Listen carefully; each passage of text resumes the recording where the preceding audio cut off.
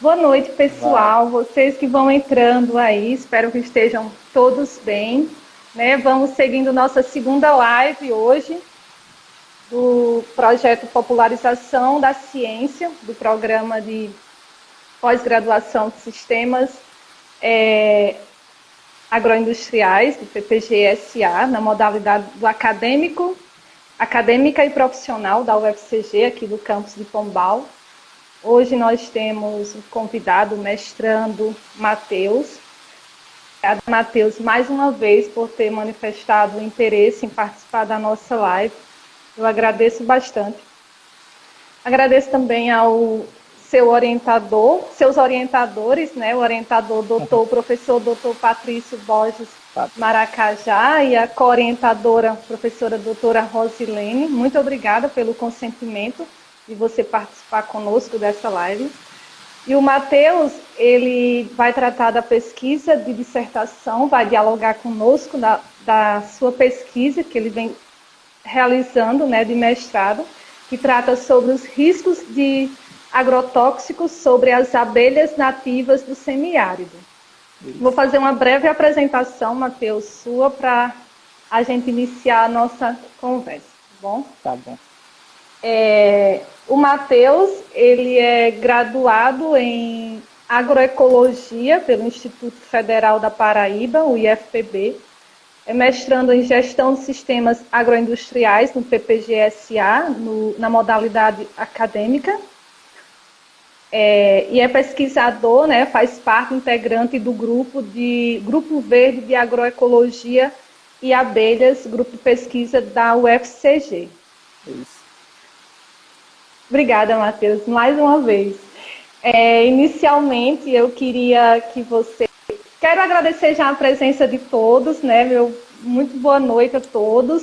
Participem conosco, sintam-se à vontade para fazer pergunta, dialogar, que a gente vai estar respondendo, né? O Matheus vai estar respondendo.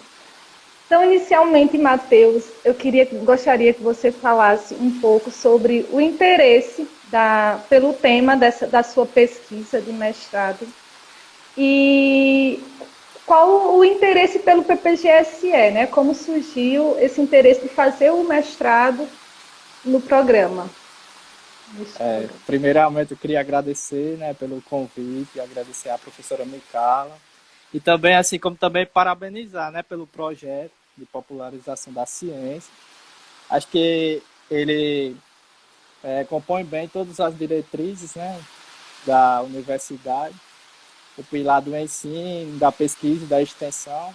Através da pesquisa, a gente tem que também tá disponibilizando esse material, os nossos descobrimentos, nosso conhecimento que a gente adquire através dela, também para a sociedade, né? Para que eles tenham noção do que a gente está pesquisando. A minha pesquisa, ela trata justamente das abelhas nativas. Eu vou falar de uma forma assim simplificada, porque muitas pessoas só têm conhecimento de uma espécie de abelha, né? Aquela que tem ferro. As minhas abelhas, elas são diferentes, as abelhas que eu pesquiso. Elas são abelhas nativas do Brasil. Ultimamente no Brasil existe mais de uma espécie, então não só existe a espécie Apis mellifera, aquela africanizada, né? Que todo mundo conhece. É aquela abelha que produz o mel, que acho que a maioria das pessoas tem isso, já teve o prazer de saborear, que é o mel da abelha africanizada, italiana, da abelha europeia. Além dessas, existem também as outras, que são as abelhas nativas sem ferrão. Essas abelhas são cerca de 200, 300 espécies, 300, 400 espécies que existem atualmente no Brasil. E a região Nordeste tem um grande potencial para o surgimento, para o desenvolvimento da criação dessas abelhas, que são as abelhas nativas. Então, a partir dessa perspectiva, surgiu o interesse por essa pesquisa, por essa área. Principalmente da área que envolve a abelha jandaíra. A abelha jandaíra, ela é uma espécie dessas que compõem, essas espécies nativas sem ferrão, e ela é bastante criada aqui na região do Nordeste, basicamente, principalmente no Ceará, na Paraíba e no Rio Grande do Norte, sendo o Rio Grande do Norte um grande potencial para o desenvolvimento da meliponicultura, que é a criação dessa abelha sem ferrão. E meu objeto de estudo é essa abelha, justamente a abelha jandaíra. O interesse por essa pesquisa, por esse mestrado, pelo programa, surgiu basicamente por isso. Na graduação, eu tive contato com a professora Cândida, que era aluna do mestrado, e também orientanda do professor Patrício Maracajá.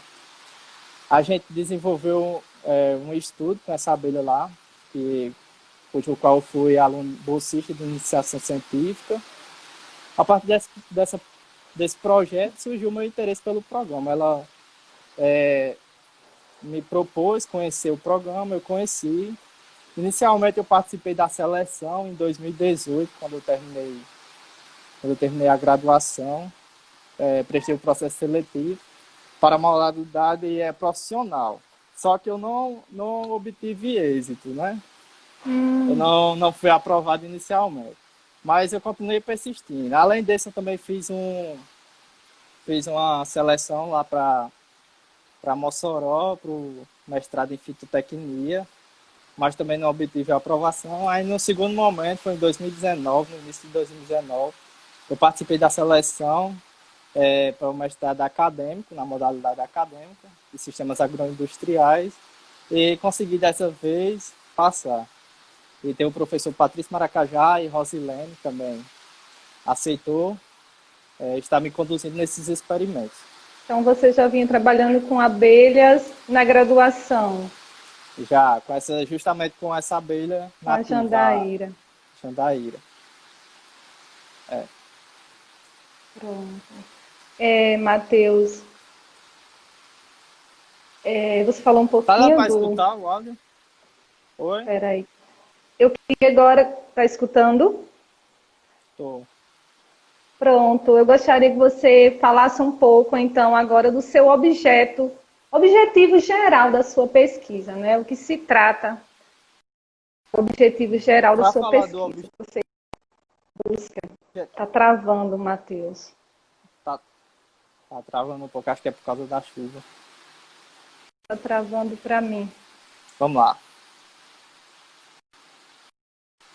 Travou, Matheus. Pronto, voltou. Voltou agora. Voltou agora.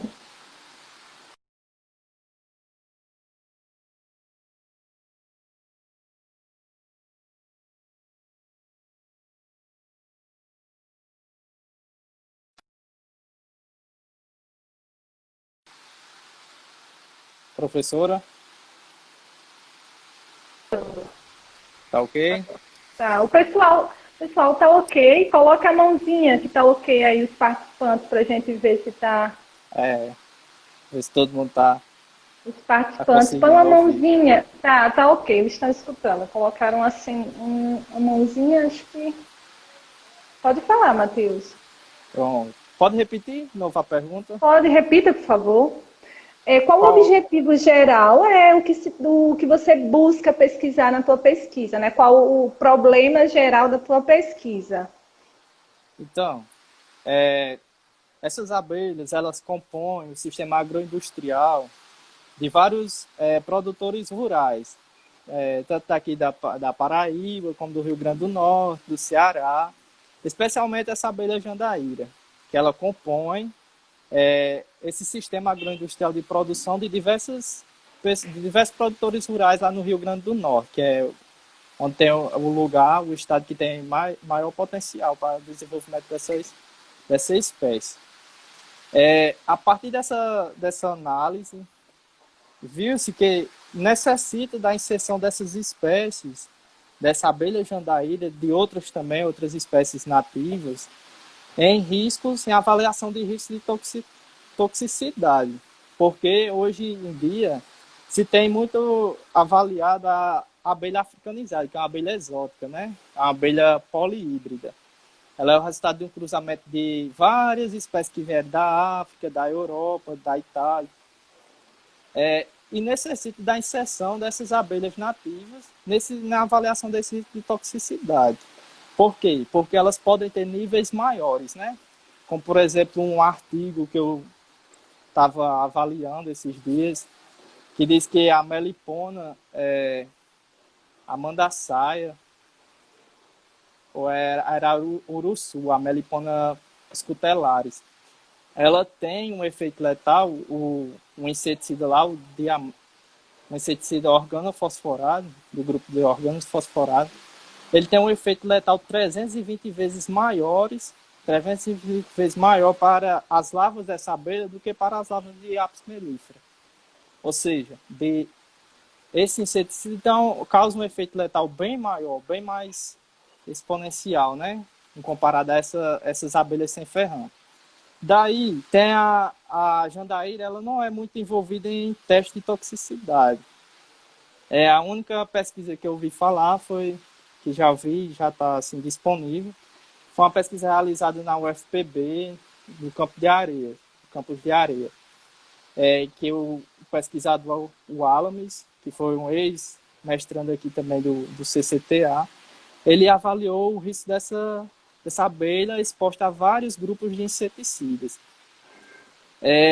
Então, dentre a variedade de inseticidas que são utilizados aqui na região, por muitos agricultores, que às vezes não têm esse conhecimento acerca do efeito letal que eles causam em agentes não alvos, né? Que tem agentes alvos que causam prejuízo às lavouras, que são os insetos, que eu não costumo chamar de pragas, porque eles estão ali por causa causam um desequilíbrio ecológico, né? Muitas vezes tem um desequilíbrio ecológico que causa essa desestruturação e faz com que esses insetos comecem a causar perdas na plantação. Então, para controlar essas perdas, eles usam os inseticidas, que são os agrotóxicos, né? Esses agrotóxicos, eles causam esses efeitos subletais. Aí precisa-se estudar cada vez mais essa ação subletal, essa ação letal desses inseticidas sobre essas abelhas.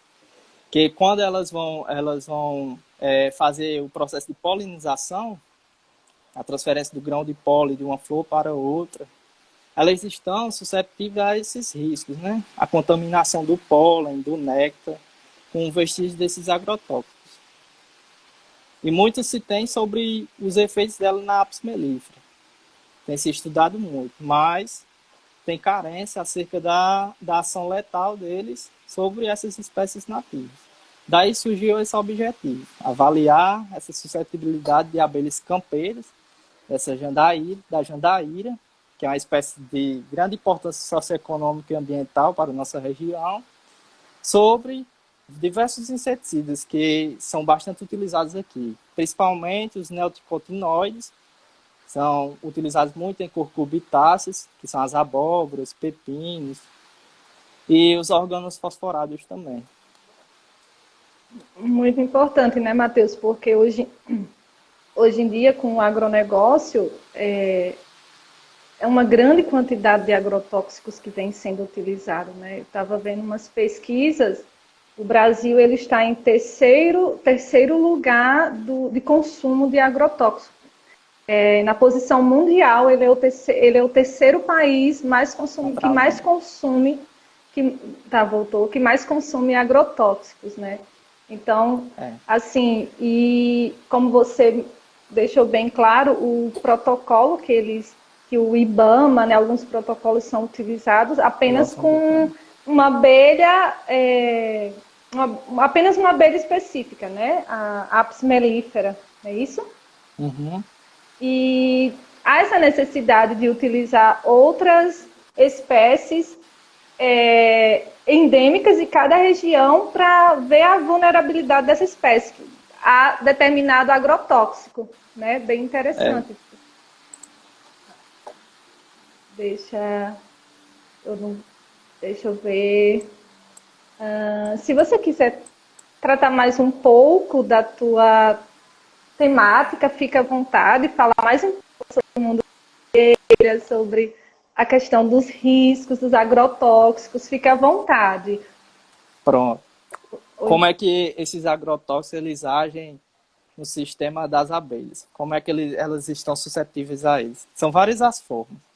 Quando a abelha vai fazer o processo de polinização, que é uma flor, ela tem os estigmas, né, e tem a antera. A transferência desses grãos de pólen das anteras do órgão masculino para o feminino, que é o estigma, onde tem um ovário, né? Elas estão suscetíveis à ação desses inseticidas, que podem estar contidos nesses grãos de pólen, ou então no néctar, que alguns deles têm ação sistêmica, eles ficam armazenados ali durante muito tempo, para ação sobre os insetos, né? Aí tem essa ação sistêmica. E também outra ocorrência que acarreta isso, que intensifica, é o processo de devastação da floresta, da caatinga, né? Do bioma, das árvores presentes. Para fazer as lavouras, eles fazem o desmatamento, né? Às vezes.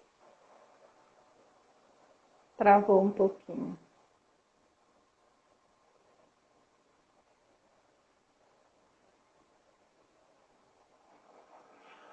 Travou um pouquinho. Eu não sei se foi só para mim. Travou para vocês também, pessoal? Coloca uma mãozinha, coloca OK se travou também. Matheus travou para mim.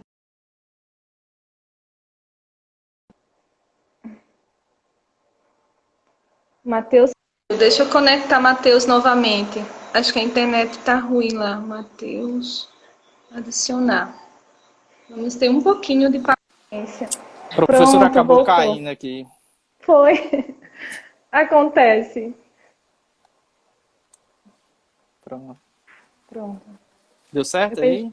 Eu pensei que tinha sido a internet que tinha desconectado. Deu certo sim, pode ficar à vontade. Continuar, né? Eu estava falando sobre... Estava falando na questão do desmatamento. Você estava na parte do desmatamento para culturas. Sim, Como ocorre esse desmatamento para culturas, muitas vezes as pessoas desmatam, né? Desmatam a floresta, a caatinga. Essas abelhas, elas potencialmente fazem seus ninhos em árvores nativas da caatinga, como a amburana, a catingueira. E essa fonte de recurso, elas ficam mais susceptíveis. Tá escutando? Tô sim, tô escutando. O pessoal tá olhando os comentários, estão falando que tá muita chuva. Mas a gente vai com calma, a gente vai conectando, né? Vai caindo, mas a gente vai conectando novamente. É assim mesmo. Pode seguir, Matheus. Estou escutando. O pessoal tá dando OK. Assim. Pronto, aí existem essas árvores aqui, né? Na nossa região. Quando tem esse processo de desflorestamento, acaba que acarretando a falta desses espaços para as abelhas ficar, o que eleva o farrageamento delas, a busca por coleta de pólen e néctar nessas áreas agrícolas que tem essa contaminação. Então, isso acarreta ainda mais essa questão dessa contaminação delas pelos agrotóxicos. É isso. Pronto, vou só complementar um pouquinho, né? Quando conversava com o Matheus sobre a pesquisa do Matheus ontem, né, eu estava pontuando de tão grande a importância da pesquisa do Matheus para a nossa região do semiárido. Eu sou geógrafa, então estava trazendo mais para a parte da conservação ambiental, porque a abelha, além dela ser um organismo, né, um organismo que tem que ser preservado, porque tem o seu valor econômico, tem o seu valor ecológico, né, econômico e ecológico, ela é uma aliada no processo de conservação da caatinga. Porque para a gente conservar essa abelha, e só pontuando antes que eu esqueça, e eu acho que o Matheus, não sei se ele vai falar mais à frente, eu vou só falar, porque eu fiquei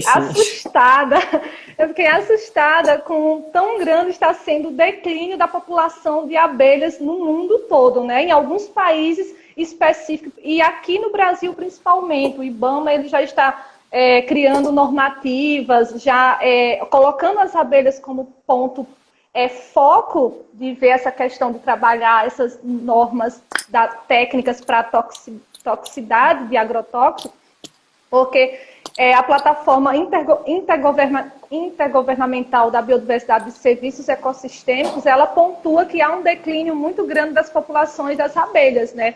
E isso acarreta não só na perda da biodiversidade da abelha, né, mas sim na diminuição da produção de alimentos também, né? Então a gente tem que enfatizar que a gente perde também, se for contabilizar em dólares, né, a gente perde esse serviço em capital também, né, que algumas pessoas, como, por exemplo, alguns gestores, não compreendem a importância do serviço da natureza, do serviço ecossistêmico, como capital também para o desenvolvimento sustentável do nosso país. Então, isso é muito importante, a gente sempre enfatizar, né, esse ponto também. Além do valor, né, dessa biodiversidade das abelhas, dessa importância de conservar, porque a gente vive na região do semiárido, no bioma Caatinga, que é um bioma que está quase com 50% de perda da sua vegetação, né, principalmente pelo desmatamento, né, as atividades antrópicas, e, consequentemente, as abelhas ficarão sem árvores principais que elas fazem seus ninhos, como, por exemplo, o Matheus colocou a catingueira, e o catingueira emburana, o angico, né, também. Então, elas utilizam dessas árvores para fazer nos seus ninhos, das flores dessas árvores para se alimentarem, para fazer o processo de polinização. Então, são muitos serviços que as abelhas prestam para a sociedade, para a natureza, né, Matheus?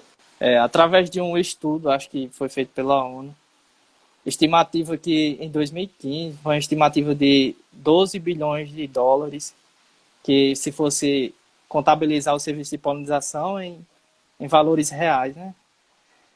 Estimativa de 12 bilhões de dólares. Então, isso enfatiza a importância das abelhas, né, para a questão da produção de alimentos no Brasil. E questões ambientais também, de conservação das florestas, das árvores naturais. Isso, da biodiversidade da nossa própria vegetação. Além da produção além da polinização dessas espécies nativas, o ano passado teve um lançamento do relatório temático sobre polinização, polinizadores e produção de alimentos no Brasil.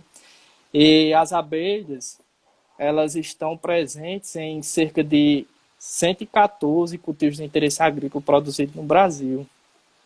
E desses cultivos, 52 são polinizados exclusivamente pelas essas abelhas nativas sem ferrão, como, por exemplo, o açaí. Até eu estava lendo um dia desses, até a produção do café, né? Ela representa também esse papel de polinização, café, né? Então, soja, há um aumento significativo na produção. É muito importante, muito interessante isso. A gente acha que a abelha, a gente só pensa mais no lado... E as abelhas sem... mais o produto, mais o mel, sabe?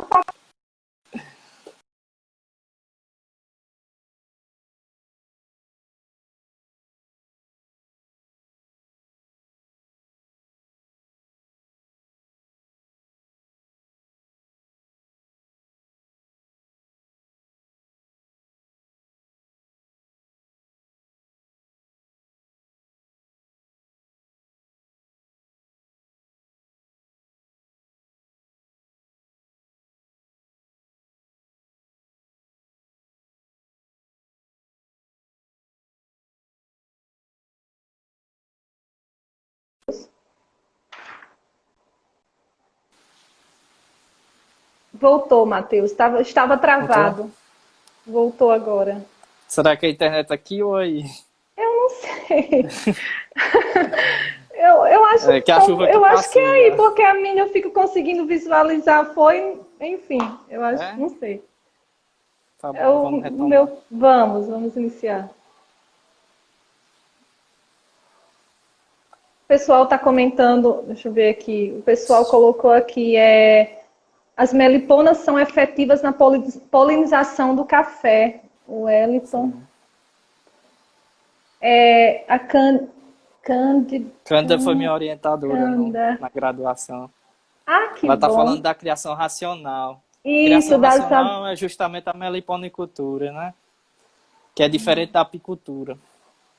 Isso. A apicultura é relacionada à criação das abelhas que tem ferrão, a Apis mellifera, aquela que tem as listas pretas e amarelas. E a meliponicultura é caracterizada pela criação racional dessas abelhas nativas sem ferrão, que produzem mel, que tem comportamento social, né? Tem a rainha, as operárias e os machos. Para o pessoal entender, né? Estudos também evidenciam. Tem muita gente assim na live que às vezes não é da área, aí, né? Não entende sobre essas questões. A gente vai falar de uma forma bem simples para todo mundo estar entendendo. Pode ficar bem à vontade, falar de forma bem simples, bem explicada. Aí, o que está de acordo, assim, presente também no estudo, se envolve também nessa perspectiva, é que essas abelhas, elas também são usadas através de estudos já comprovados, também na utilização delas para polinização. Consequentemente, elas conseguem aumentar a produtividade de algumas culturas, como, por exemplo, o pimentão. Em estudo realizado, eu já li algum artigo falando sobre isso, que as abelhas, justamente a nossa abelha que a gente está pesquisando, a Jandaíra Melipona subnítida, como nome científico, ela conseguiu aumentar a produtividade de pimentão. Além da produtividade, ela aumentou a questão do tamanho do fruto e também da quantidade de sementes que ele foi capaz de produzir. Porque elas têm uma estrutura que consegue fazer uma polinização diferenciada das outras.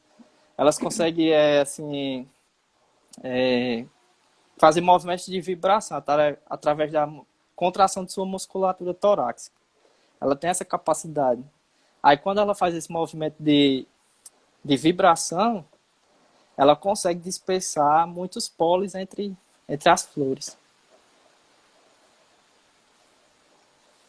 O Wellington. Solanáceas em geral tem uma grande... Subiu aqui, tem uma grande dependência de melíponas.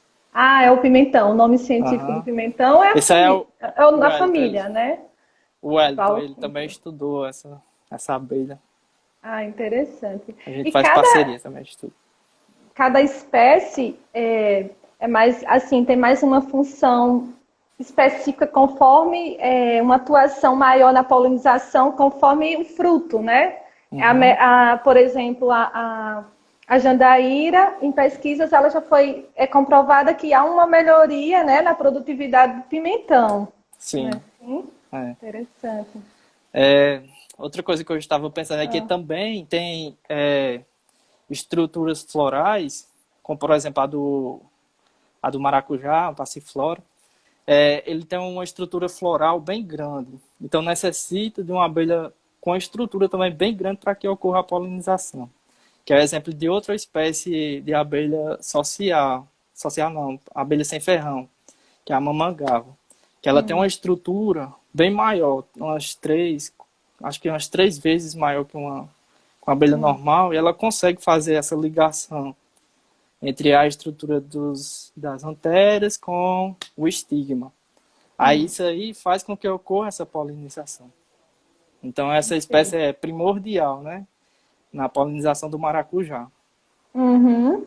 Ou seja, se a gente não tiver cuidado em conservar essa espécie, ela pode entrar em extinção, né? E ela é endêmica aqui do semiárido, né? A Jandaíra, também. Ela é típica da região aqui do Nordeste. Exato. Então, ela é encontrada aqui no Nordeste, no Rio Grande do Norte, aqui na Paraíba, no Ceará, em Alagoas, também na Bahia, e também ela era considerada endêmica aqui da Caatinga, mas já tem, em estudos recentes, já tem vestígios delas em áreas de de Restingas, no Maranhão. Hum. Ela também tem condição de Uma sobreviver maior lá, né? distribuição geográfica, A né? maior, Como se é, ela vai se adaptando a outros ambientes, uhum, não é? isso. Interessante. Deixa, Matheus. Matheus, e para você realizar esse teste de toxicidade das abelhas, Toxicidade. o nome quase não sai, ainda saiu, perdão. Vai ser realizado, qual o local de realização dessa pesquisa? A área de estudo vai ser numa fazenda, vai ser em laboratório, vai ser onde? Então, a gente tem que fazer, primeiramente, para não ter uma consequência à colônia, a gente tem que fazer um manejo, né? Para obter a quantidade de crias necessárias para a pesquisa. Aí, eu vou obter essas colônias, a professora Cândida vai me ceder algumas para a gente começar um meliponário no CCTA. A gente vai fazer o manejo dela com alimentação, fazer a alimentação artificial, para se obter a quantidade de crias necessárias. Aí essa pesquisa vai envolver tanto laboratório de campo, como uma parte de laboratório, tanto como o estudo no campo, vai envolver a etapa do campo, como o estudo laboratorial. Quando a gente tiver a quantidade necessária dessas abelhas, a gente vai estar levando ela para o laboratório para avaliar, através de algumas metodologias adaptadas, avaliar a suscetibilidade dela. Avaliar tanto a suscetibilidade letal, a gente vai verificar a morte dela através da ação desses inseticidas, como também a subletal, através do comportamento. Essa abelha está apresentando o quê? Tremores, está apresentando uma desorientação, essas características subletais também. Tu já entrou um pouquinho para Não, chegar nos resultados, né? Aí tu vai para avaliar essa mas a metodologia é toxicidade, basicamente essa. vai avaliar em quantos grupos de produto de agrotóxico, a quantidade você vai testar os agrotóxicos, quantos? Você pode repetir? A gente vai, a inicial, porque é um projeto ainda que vai ser desenvolvido, né? A gente ainda não tá, ainda não implantou Está ele, sendo por causa definido, né, definido ainda. Sim. Aí, inicialmente, a gente pretende testar duas classes de inseticidas, os organos fosforados e os neonicotinoides, que são um dos principais que causam danos às abelhas. A gente vai fazer uma pesquisa também de campo para saber assim, quais são os principais componentes desses grupos que estão sendo aplicados pelos agricultores aqui da região. Para estar avaliando eles, né? Oi? Então, em laboratório você vai avaliar, né? Abelhas, Isso. explorar, né, o comportamento dessas abelhas diante desses agrotóxicos. Sim. Quais resultados, Matheus? Eu sei que você ainda vai iniciar, né? Quais resultados você espera, assim? Quais resultados, os futuros resultados que você espera dessa pesquisa? Os resultados que a gente espera. Por exemplo, Sim, os resultados que a gente espera é que esses níveis, esses dados possam estar disponíveis à sociedade também, quanto aos órgãos ambientais, né? Para que eles possam elaborar um novo plano de conservação e possam impedir a implantação de novos registros de agrotóxicos, agroquímicos que possam estar assim, causando danos deletérios a esses organismos benéficos, que são as abelhas. E envolver essa espécie nativa é um método de conservá-la, né? Eu estava dando uma olhada, né? Eu fiquei curiosa. Eu sou muito curiosa. Eu estava dando uma olhada que o IBAMA, você tinha me falado que o IBAMA ele tem um protocolo que é com base na outra espécie, na Apis mellifera, São as, né? não é não o IBAMA, mas tem um protocolo mundial que diz que essa Apis mellifera, a espécie exótica, ela se torna ela é tida como um padrão. Tipo, para avaliar todas as espécies, ela é Entendi. tida como Isso. padrão. Mas assim, aí Aí, pode aí continuar. o IBAMA e outros órgãos ambientais está já com essa pauta sobre a inserção de espécies nativas, especialmente espécies brasileiras, né? Para avaliar essa suscetibilidade. Porque já há alguns estudos realizados com outras espécies, principalmente na Unesp, na Universidade Paulista, e na UFSCar, a Universidade Federal de São Carlos, que é no Departamento de Estudo de Insetos Sociais, principalmente no Laboratório de Ecotoxicologia e Conservação de Abelhas. Eles estudam essas abelhas. Aí estão já inserindo várias espécies nativas aqui do Brasil. E já evidenciaram que elas estão muito mais susceptíveis, têm níveis bem mais maiores de suscetibilidade do que a espécie já padrão, né? Usada como padrão. O que eu ia comentando, né? Daí, Sim. a partir também desse protocolo mundial, né, o IBAMA, ele faz uma avaliação ambiental, né, dos agrotóxicos. Daí eu vi que ele seguia só uma vertente, que era a avaliação potencial da periculosidade ambiental, desde a década de 90. Ou seja, ele avaliava só a toxicidade inerente ao produto.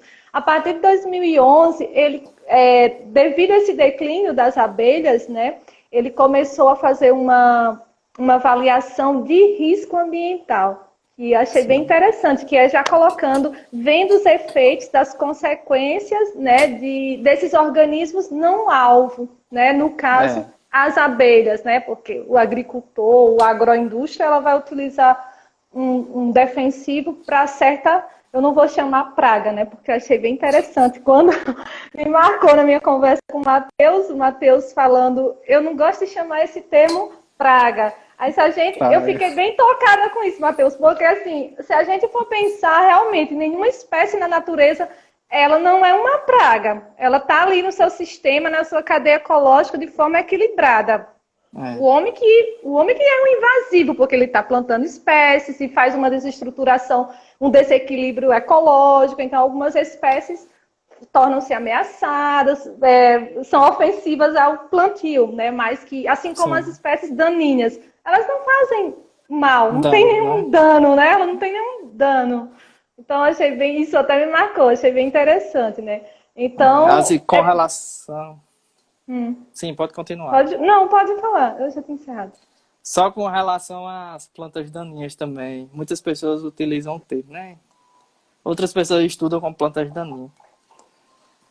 Elas podem servir de indicadores de qualidade do solo, assim como também pode servir de atrativos, né? Atrativos para espécies parasitóides, que podem predar alguns insetos que causam danos os cultivos, como por exemplo os pulgões. É um estudo até eu já estava pesquisando esses dias, que uma menina, a tese de doutorado dela foi a consorciação de espécies invasoras, são as plantas tidas como plantas daninhas, que são as espécies invasoras. Ela utilizou algumas espécies invasoras, algumas espécies aromáticas, para testar a eficiência dela na atração de polinizadores, de parasitoides, diversificar o ambiente, para estar assim, diminuindo a questão da quantidade de pulgão lá no cultivo de folhosas no produtor rural. Ela testou essas variáveis, essas plantas, e viu que ela utilizou a planta aromática, o manjericão, ele serviu para atrair vários parasitoides, vespas, questão desses animais. E viu que eles têm uma ação sobre esses pulgões. Então ele passou a produzir melhor. Não teve essa infestação de pulgões. Isso aí é basicamente o que trata da agroecologia, né? Houve Agroecologia, um controle controle, natural, né? controle biológico, que é Biológico, utilizado exato. na agroecologia. A partir disso, ele diz que ia utilizar essas plantas para outra serventia também. Como as flores de manjericão são bem, assim, cada planta de manjericão tem bastante flores, ele decidiu implantar nessa área também meliponário, um meliponário com diversas caixas de abelha. Aí ele tem todo um serviço ecossistêmico lá dentro do agroecossistema dele. Tem esse serviço de controle biológico, ele produz as folhosas na sua horta, e tem a questão da renda extra através do mel, né? O mel de meliponíneos, que são as abelhas nativas sem ferrão. Ele obtém esse mel da flor do manjericão, que é utilizado no controle biológico. Então ele tem uma renda desse sistema. Então, como o Matheus já falou, né, da importância dos resultados, se você quiser comentar, enfatizar, comentar mais um pouco dos impactos positivos para a sociedade da tua pesquisa, fique à vontade e fala quais impactos terá a tua pesquisa quando finalizada com esses resultados para a sociedade. Está escutando? Tô. Escutou? Escuta aí. Sim, quais são os resultados, né? Isso. Então, além de estar gerando esses dados para que os órgãos ambientais estejam conservando essas espécies, ele também gerará produtos que é o conhecimento.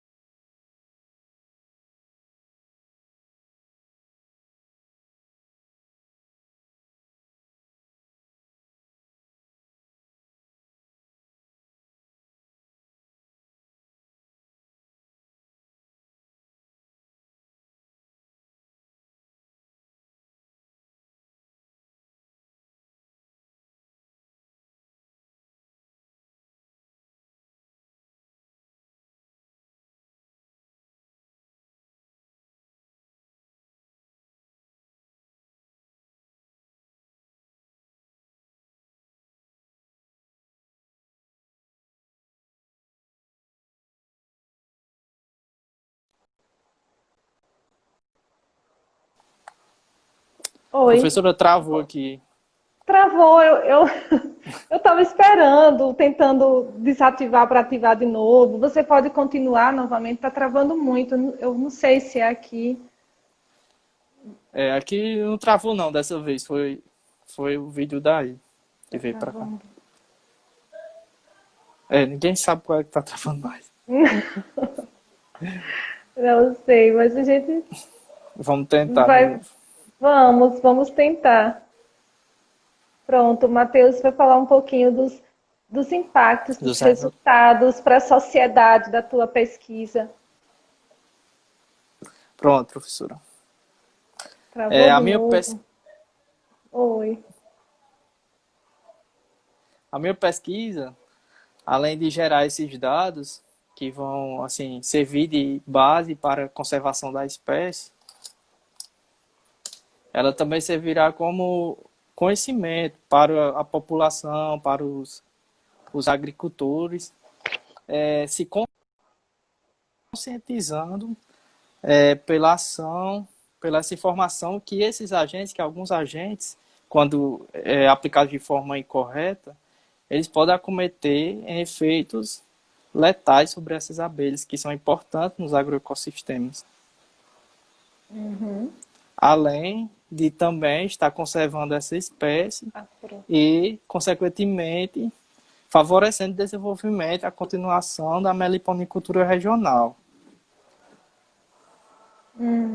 Porque eles também podem causar a perda de população e a dizimação até de uma colônia inteira.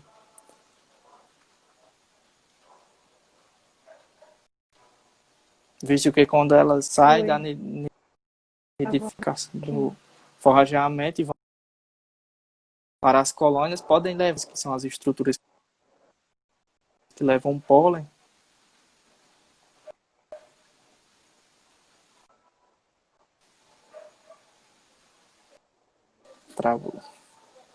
Travou. Deixa eu perguntar aqui. Deixa eu ver quem está aqui. Júlia. Júlia, tá travando aí para vocês? O pessoal que está assistindo, tá travando? Agora voltou. Agora voltou. Eu não... Tá difícil, né, Matheus? Mas a gente insiste, persiste. Eu não escutei o finalzinho da frase. Foi por causa da chuva. Tanto chuva aí como chuva aqui, né? Sim, e aqui hoje está bem difícil, porque está tendo umas novenas, a igreja é quase do lado da minha casa e o som é aberto. Então, tem muito barulho. Eu não sei se dá para escutar daí, mas está me perturbando esse som também. Eu acho que agora está melhor. Tá sim, tá. Pessoal, diga aí se está ok. Coloquem ok, se está todo mundo escutando. Colocaram sim, eu acho que tá ok. Sim, acho que sim. Tá sim. Pode continuar falando um pouquinho da parte final que eu não consegui escutar. Pronto. Eu vou recapitular do início. Como eu estava falando.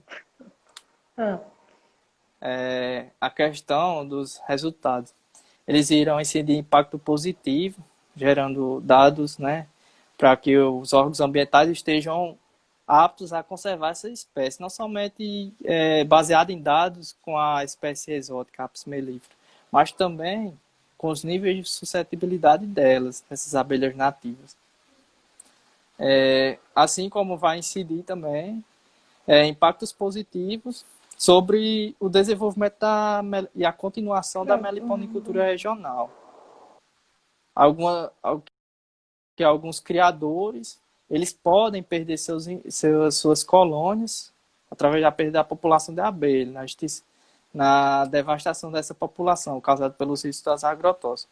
E que essas abelhas elas podem também estar levando essa contaminação, esses vestígios, para os seus ninhos, nas corpículas, que são as estruturas que levam o pólen contido nas pernas, na tíbia.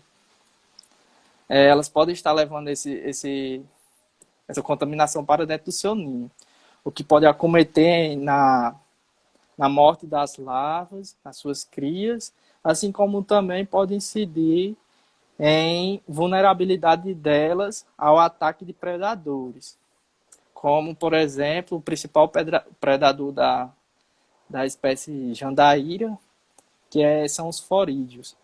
São pequenas moscas que podem ovopositar dentro do ninho dela e causar a dizimação da colônia inteira. Então, a gente... Então, isso vai servir de informação, né, para eles, para estar buscando uma transição nos modos de produção, procurando mais aspectos agroecológicos nesse sentido. Sim, porque vai precisar de muitos estudos científicos, né, para embasar, para ajudar colaborar com esses órgãos para minimizar essa toxicidade, né, nos efeitos, nas consequências das plantas e para essa biodiversidade, né? Eu estou vendo também até a possibilidade de usar alguma substância nova que foi implementada, né? Que as notícias são que foram liberadas algumas substâncias novas, alguns agrotóxicos com composição nova. Então seria um trabalho assim a ser utilizado, né? Utilizar uma questão de uma dessas substâncias novas para saber a sucesso das abelhas a ela. Muito relevante. Interessante, né, Matheus, que a abelha, eu estava pensando, a abelha ela é um indicador também se elas, por exemplo, vamos imaginar um determinado município, em Pombal, vamos imaginar que no município de Pombal tem alguma produção de algumas colônias da jandaíra. E essas jandaíras observaram que ocorreu um declínio, a morte de algumas colônias. Então, já serve como indicador de que algo está está afetando, está tendo algum desequilíbrio, seja no desaparecimento, na diminuição de alguma espécie, de repente na espécie no período da floração, né? Vamos dizer a aroeira, por exemplo. E a aroeira é uma espécie que ela vem... Não temos tantas na Caatinga, né? Eu não lembro mais se ela corre risco de extinção, mas parece que sim. A aroeira é uma espécie que ela é bastante já consumida e tem poucas na nossa região da Caatinga, né? No nosso bioma da Caatinga. Então, assim, é de certa forma um indicador para conservar e voltar os estudos para essas espécies, né? Para conservação, para elaboração de propostas de conservação da natureza, né? Da natureza também, porque conservando a natureza, Exato. consequentemente, vai estar conservando. Exato. E a gente já vive num bioma que tem condições assim bem severas, né? Para as abelhas, então, especificamente, né? Elevadas temperaturas, longos períodos de seca, né? Então isso afeta bastante a captação das flores, né? A sua alimentação, que são as flores. Essa abelha, a que a gente vai estar estudando, ela tem uma grande assim, adaptação ao nosso bioma, às nossas condições em geral, climáticas. Ela percebe que, assim, a questão, quando tem florada no início das chuvas, geralmente, porque as plantas aqui são caracterizadas por isso, né? Quando dá uma chuva, sim, elas logo florescem. Se der a floresta, elas potencializam essa busca por alimento nesse momento. Curam abastecer seus ninhos o mais possível.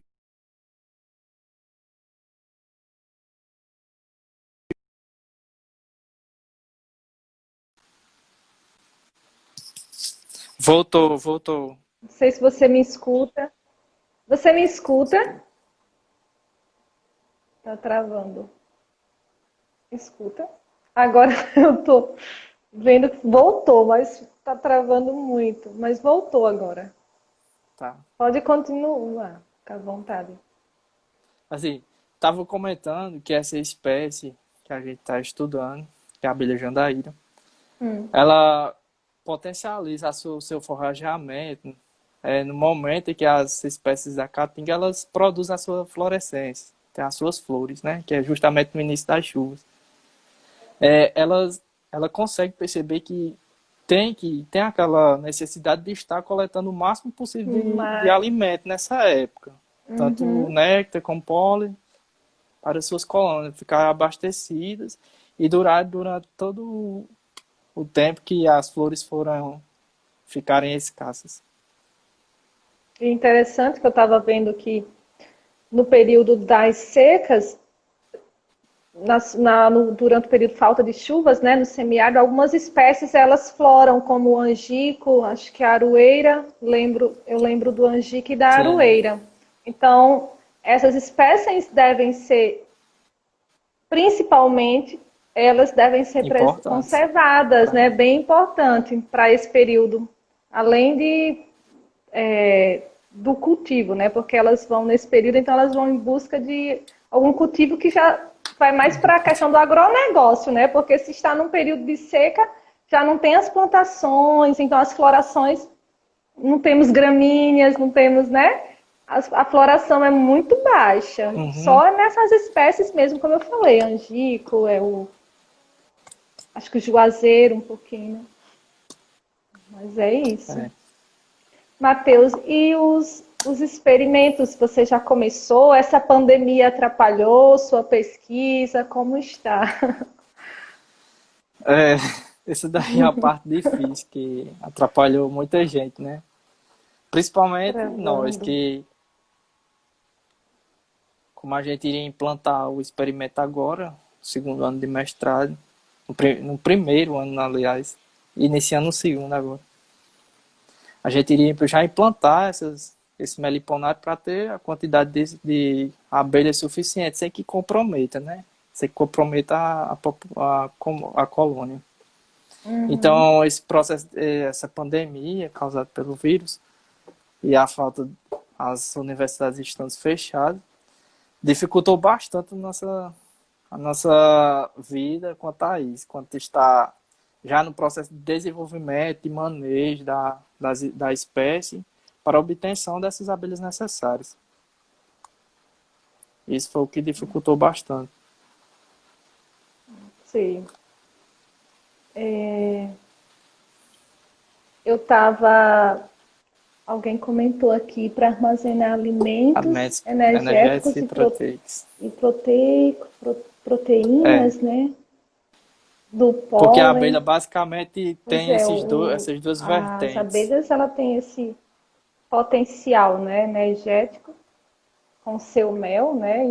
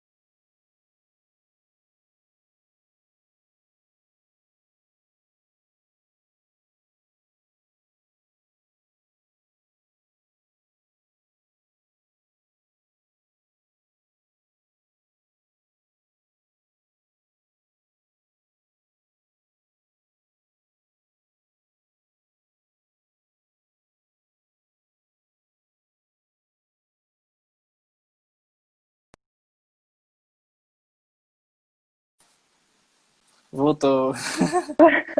Estava parado, voltou agora, Matheus. Foi. Valker, professor Valker, boa noite, professor Valker. Sim, Matheus, Sim, você o estava menino falando. estava. Isidro comentou sobre armazenar alimentos energéticos e proteicos. Eu não. Pode. Sim, do armazenamento do alimento. Sim.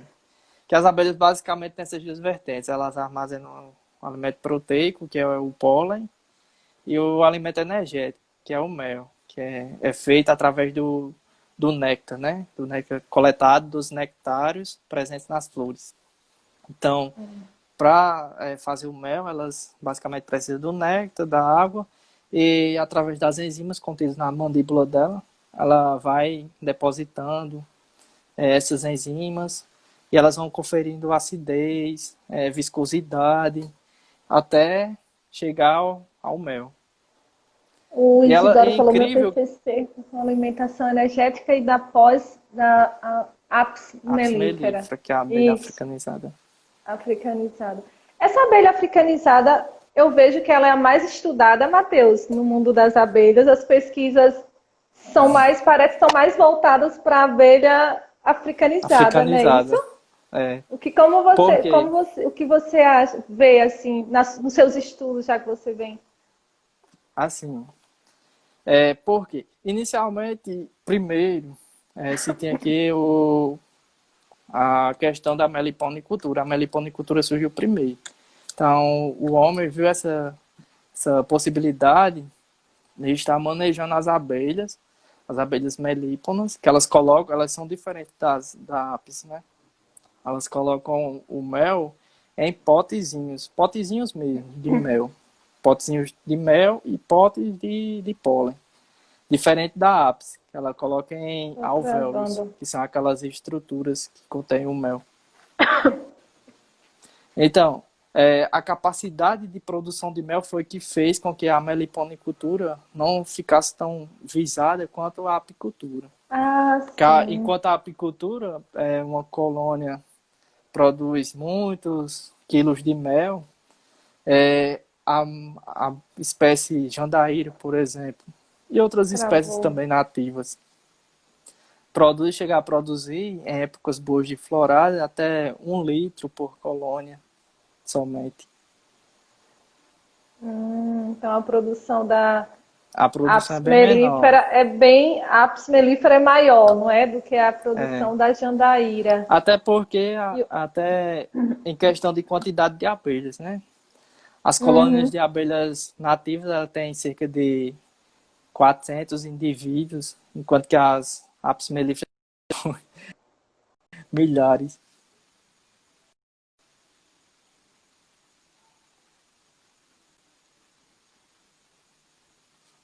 Travou, professora.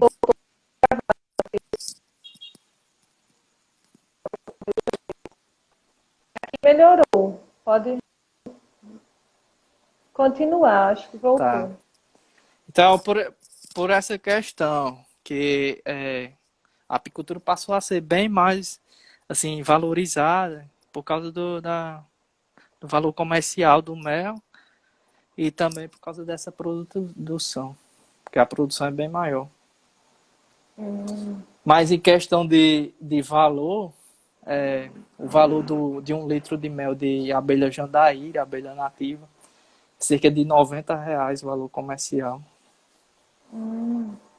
Bem mais É bem alto. fazer E um. questão de características, caracterização do mel. O mel da abelha jandaíra, ela tem, assim, o mel dela apresenta uma característica sensorial, aroma, sabor, bem diferenciada quanto a de Apis mellifera. Ela tem um sabor mais agridoce, tem uma consistência, assim, ele é mais fino, Matheus, tem e maior teor de água, a umidade. quando essas colônias, esses meliponários estão próximos, tá me escutando? Tô. Tá, tá. Quando os meliponários são próximos de área de caatinga preservada, assim, modifica o mel, né? O sabor do mel, né?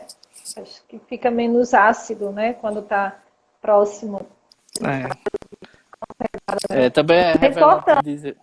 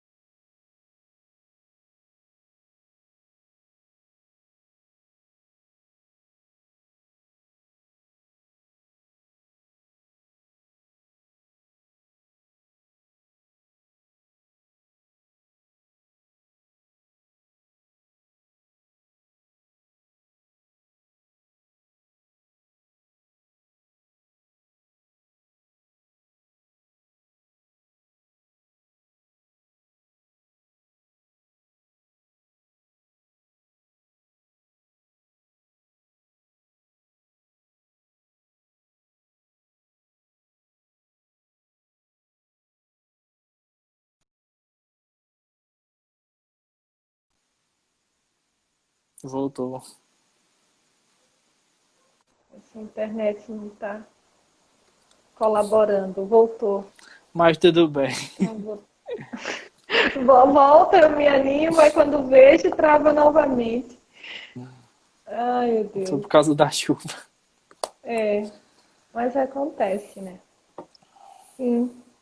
Pode continuar. Tu estava Sim, eu falando estava falando sim, acho do da mel, questão do do mel, sabor, né?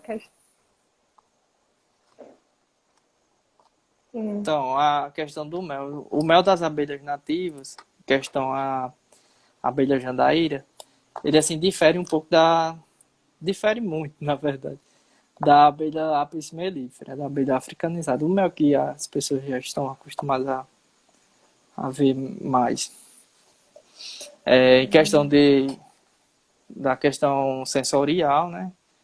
A viscosidade, do sabor, ele tem um sabor mais agridoce, ele tem um teor de umidade com teor de água maior, ele apresenta características bem diferentes, assim, bem diferenciadas. Ele é um pouco, depende da florada, né? Depende também da florada.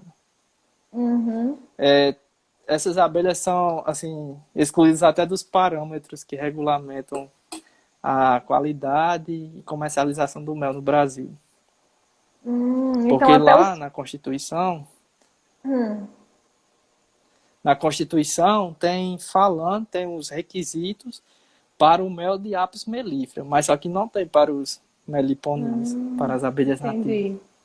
Então Lá daí diz mais ainda a que o importância teor de de mel ter para mais... ser comercializado, A importância maior ainda de ter mais estudos, né, voltados para a jandaíra, né?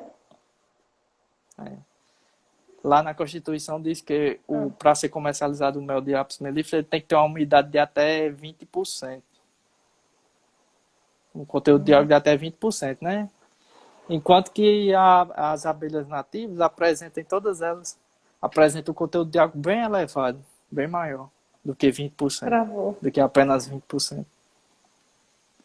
Então a Constituição assim não condiz com a realidade da produção, da qualidade do mel da abelha nativa.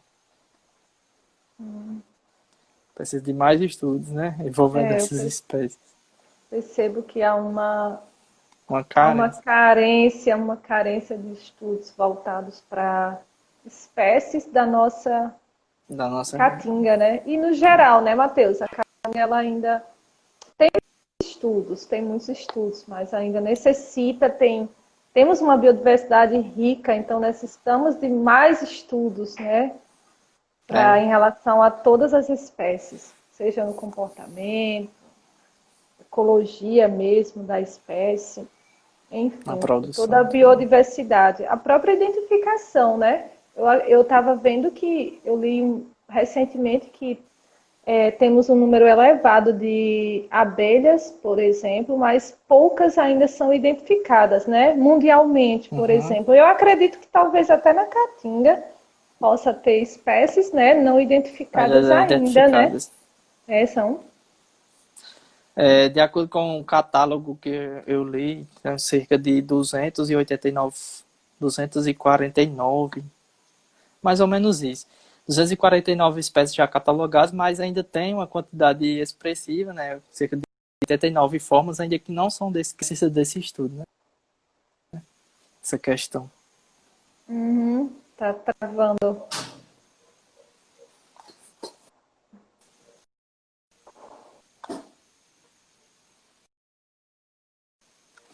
O Isidoro colocou o ponto de colheita é muito importante.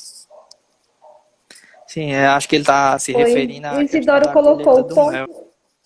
É a colheita do mel, né? Por exemplo, se pode colher um mel que esteja maturado, né? Tá escutando? Tô. Tem o período certo, então, para colher o mel, né? E o período certo geralmente é identificado pelo apicultor. Porque quando a abelha sente, ela coloca, né, o mel nos alvéolos, que são as caixotinhas caixinhas onde ficam guardadas o mel. Sim, são os alvéolos. Fala bem de forma popular, sim. Quando elas depositam, elas têm ciência que devem diminuir o conteúdo de água nesse mel, porque esse conteúdo de água pode incidir em micro-organismos, né? Surgimento de micro-organismos. Aí elas fazem a secagem, a maturação, com o bater das asas, e o calor do interior da colônia também favorece isso. Então, quando está uma maturação, quando está uma umidade, assim, que seja um parâmetro de 18 a 20% de umidade, elas constroem uma barreira. Elas fecham aquele alvéolo, colocando um opérculo. O opérculo é uma tampinha com cera que impede que esse mel seja que sai daquela caixotinha, daquele alvéolo. Interessante. Todo Então um... elas têm ciência disso, até da maturação, né? Sim, sim. Então só se pode Professora colher o Rosilene mel. entrou. Boa noite, professora Rosilene. Estamos com saudade de você. Que essa pandemia passe logo. Deixa eu ver se mais alguém tem alguma pergunta. Quando você falou da questão da, do armazenamento, né, dentro da colônia, né, eu estava pensando na questão de... Elas são, de certa forma, são adaptadas ao nosso clima do semiárido. Só que, se a gente continuar, se o homem continuar desmatando, né, colaborando para o aumento da temperatura, já temos uma temperatura elevada aqui na região do semiárido. Se aumenta mais ainda com as mudanças climáticas, que é prevista, tem uma previsão que se continuar no mesmo ritmo, de 4, né? mesmo comportamento de mais 4 graus. Então, possivelmente, as abelhas há um grande risco de entrar em extinção, porque ou prejudicá-las muito, né? Porque os ninhos ficam superaquecidos, né? O natural mesmo, o ninho da abelha, né? Na árvore. Eu li isso em algum artigo, ele vai ficar superaquecido, não pode não resistir, né? Uhum. Então, O calor incide principalmente sobre as larvas, né? As crias. isso, o processo da reprodução. Aí faz com que Isidoro elas colocou percam. que só pode colher quando está mais de 80% operculado. Uhum. A data certa, sim. Para colheita. Se na meu. Assim, nós já estamos falando da apis mellifera aí. Mas, assim, Então vamos voltar para quando, Jandaíra. quando a apis mellifera, quando a colônia está com 80%, ele diz, 80% do mel todo operculado, ela já pode ser colhida, né? Que o opérculo foi o que eu disse anteriormente. Deixa eu ver aqui. Ver se tem alguma pergunta. O pessoal pode perguntar, pode ficar à vontade. Se tiver dúvida, pergunta para o Matheus. Porque Matheus. são tantas coisas para falar, porque a gente, né? Exatamente. E é um tema, né? A gente conversando, né, Matheus? A gente conversando ontem, é um tema Uhum. muito amplo. Ele vai desde a questão da própria ecologia, biodiversidade, esses efeitos que os agrotóxicos, né, na biodiversidade, né,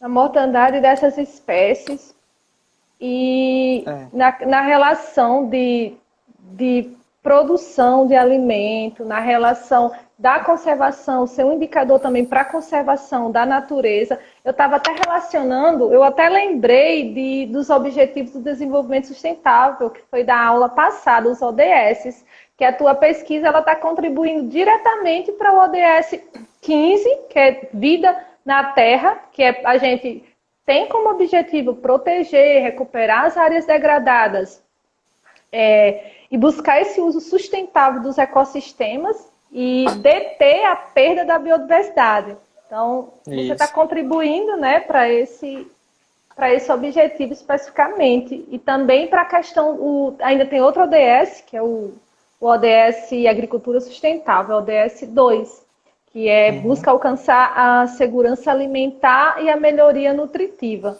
Porque se a gente está cuidando das abelhas, a gente também está cuidando da Da produção e nossa. também da segurança alimentar, né? Porque esses agrotóxicos não estão só interferindo na vida da biodiversidade, mas já pesquisas já mostram que está prejudicando a nossa saúde, né? A saúde do ser humano Também. também, com a quantidade alta de E agrotóxico que vem sendo usada é, nos é alimentos. preciso, é preciso conservar essas espécies, porque existem, por exemplo, produtos cultivares agrícolas, culturas de interesse agrícola, como por exemplo as curcubitáceas. elas apresentam flores unissexuais. Algumas apresentam flores unissexuais, ou seja, que tem uma flor que é masculina e uma flor que tem os órgãos femininos. O deslocamento do Tá travando. pólen, precisa desse deslocamento do pólen para outra, né? De uma para outra. E quem faz esse serviço são as abelhas. Aí quando você utiliza algum inseticida que para eliminar alguns insetos que estão causando dano, você consequentemente atinge também os insetos não alvos, que têm uma eficácia. Aí, avaliar esses Exatamente. riscos é imprescindível para você ter essa questão, ter esse pensamento. Que eles, Tá travando. no caso. Oi, deixa eu ver aqui. Tu terminou sua fala porque tá travando, daí eu não sei. Sim, terminou. O O Isidoro Isidro colocou, no colocou caso, aí. Isidro, no caso da jandaíra, quando os potes estão fechados, só pode colher quando. Ai, tá subindo rápido, só pode colher quando está mais de 80% operculado, assim você falou, né? No caso dos produtos químicos, nas classes dos piretróides, são os que mais Piretroides. prejudica. Ele tem alguns estudos que são mais aprofundados, né? Além deles estudarem esses efeitos letais e subletais sobre o comportamento e sobre a sobrevivência, ele também estuda a nível molecular, nível bioquímico também. Eles avaliam essas estruturas celulares das abelhas e veem qual é o impacto direto desses inseticidas. E ele aborda a questão dos piretróides, que são uma classe também dos inseticidas, que eles conseguem causar essas consequências, até em nível molecular. Tá travando. Eu não escutei a última palavra que tu disse, a última frase, tá travou. Que o Isidro colocou da classe dos piretróides, que eles causam também efeitos deles. Travou.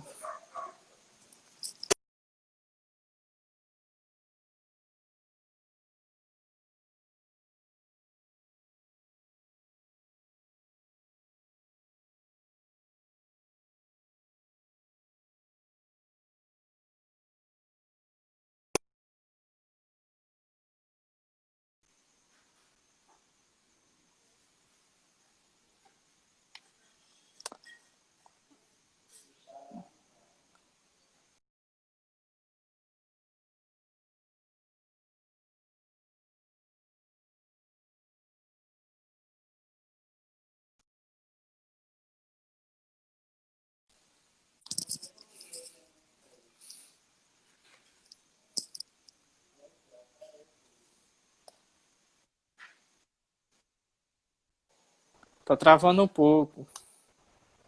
Oi, tá me escutando agora? Tô. Tá travando um pouco, mas dá para escutar. A professora Rosilene colocou assim: eu já acompanhei uma colheita de mel de catanduvas em Jacareí.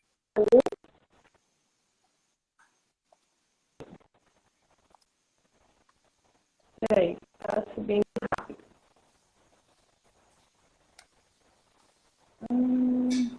Peraí, tá? Onde o fluxo de entrada do néctar era tão grande que as abelhas não tinham tempo de produzir cera dos alvéolos e o grau Brix deu 18. Tu quiser comentar alguma coisa? Tá me escutando? Essa Nossa, espécie. tá travando muito. Tá. Essa espécie catanduva eu não cheguei a conhecer ainda. Cheguei. Tá bom. Matheus, então, a gente tá chegando quase ao finalzinho da nossa live. Você tem alguma mensagem assim que gostaria de deixar para as pessoas, para a sociedade, especificamente assim, sobre a relevância da sua, especificamente da sua pesquisa?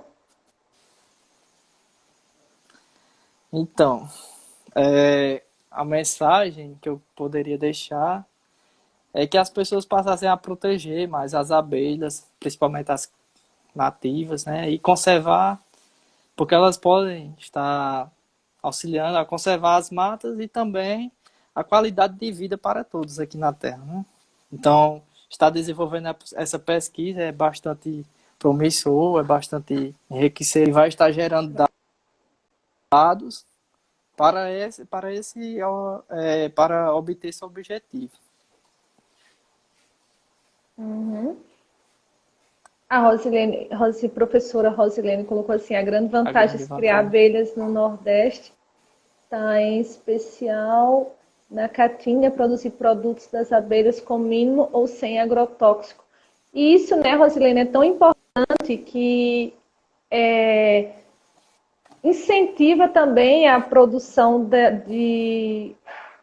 a produção da agricultura familiar, Familiar. né? Para não utilizar, é bem a questão agroecológica de não utilizar agrotóxicos, né? Mas sim Uhum. tentar procurar formas biológicas, né? Esse controle, fazer um manejo, um próprio controle natural, né? Utilizando esse conhecimento do Matheus, por exemplo, utilizando que esses agricultores tenham acesso, né, que a ciência dialogue com os sertanejos, com esses agricultores familiares, para realizar esse trabalho de forma sustentável, né? É uma renda extra, é uma renda que uma produção que contribui para a economia, né, das famílias. Então, isso é muito relevante nesse ponto. E em vários outros É. pontos, como o Matheus já citou. Aqui a questão do mel do Nordeste é tido como um mel assim de caracterização internacional, porque é um mel que é basicamente colhido pelas abelhas através do pólen, do néctar das flores nativas da caatinga, das plantas nativas da caatinga. Por isso ele tem essa característica marcante. É um mel originalmente provido dessas espécies. Um mel com característica orgânica.